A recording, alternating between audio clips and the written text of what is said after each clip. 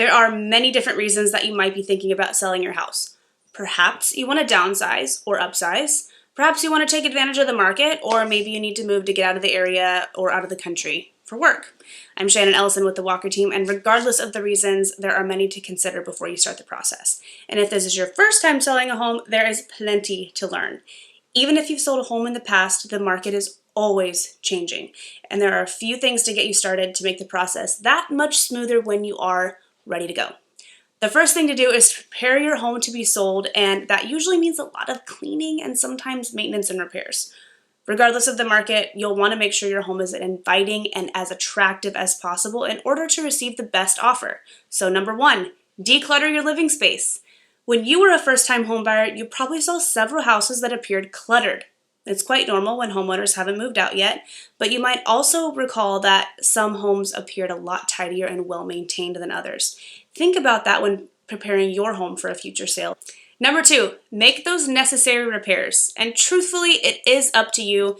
In a seller's market, you can get away with a lot and not make repairs. However, with the market changes, homebuyers are more particular and want the security of a home that they know is in good shape. There's also a difference between necessary repairs and home improvements. For example, it might be necessary to replace the hot water heater, but not renovate the kitchen or bathroom. Number three, check out the market. Have homes that are similar to yours in the area sold recently. That might give you a good idea of what you could get for your home. The online sites providing estimates can serve as a good baseline, but they don't always take into the specifics of your local area, such as schools and nearby assets or hindrances, lot size, immediate location, and specific improvements that you've made to your home.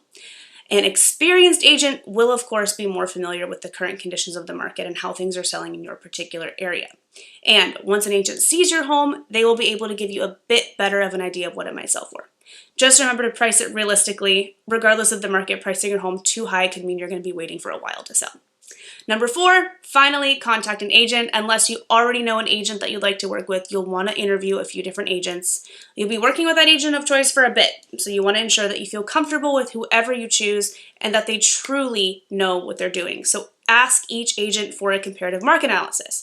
Ask what the details of their marketing and negotiating plan are and how they're going to present your home.